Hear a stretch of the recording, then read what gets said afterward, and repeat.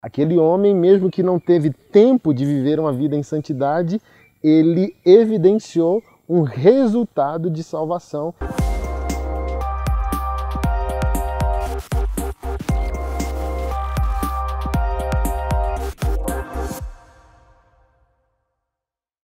Para toda teologia existe uma consequência. Salvação é um assunto teologicamente sempre polêmico, que as pessoas discutem. A visão calvinista, a visão arminiana sobre salvação, se perde, se ganha, é Deus que salva, é o homem que participa da salvação e por aí vai. Obviamente que toda discussão bíblica e teológica sobre o tema é extremamente saudável, Produz reflexão, leitura bíblica, a leitura histórica de boas referências sobre o assunto, porém, de maneira prática e de maneira que glorifica a Deus, muito mais que a discussão teológica, não é perguntar se a salvação se perde. Obviamente, a Bíblia é clara, a salvação pertence ao Senhor, mas há uma distinção na vida do salvo.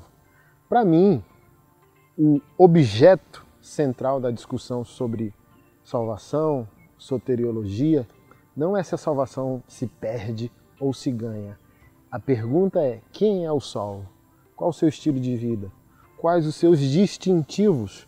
O que Deus requer ou o que Deus constrói como expressão de salvação na vida daquele que foi encontrado por Ele para a vida eterna. Tem um bispo anglicano do século XVIII, o bispo Riley, que eu gosto muito da teologia de Riley, e ele diz: olha, nós não poderíamos falar sobre salvação, eleição incondicional ou predestinação se a gente não vai falar sobre a conformidade ao caráter de Jesus. O próprio texto de Romanos capítulo 8, que vai falar que o Senhor nos chama à salvação, vai falar também sobre a conformidade ao caráter de Jesus.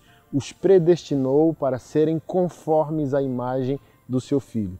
Se há salvação, há restauração, há mudança, há distintivo, há sinais pessoais visíveis e públicos progressivamente que demonstram essa salvação.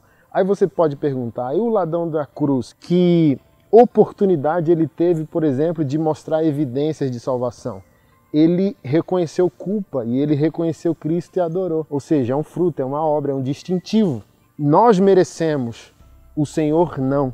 Então aquilo é um fruto de arrependimento. Aquilo foi uma demonstração visível, social, pública. Está descrito na Bíblia para toda a humanidade ler.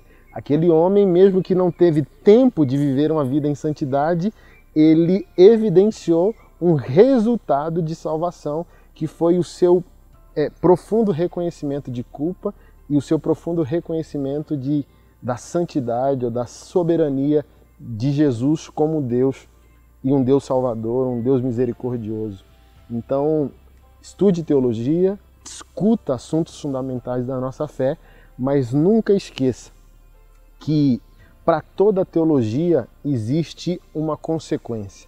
Jesus é Deus. Ele é o gerador e o criador da sua própria palavra. Porém, quando ele encarna e vem ao mundo, ele poderia muito bem discorrer academicamente apenas sobre a teologia, mas ele encarna a teologia cristã num estilo de vida.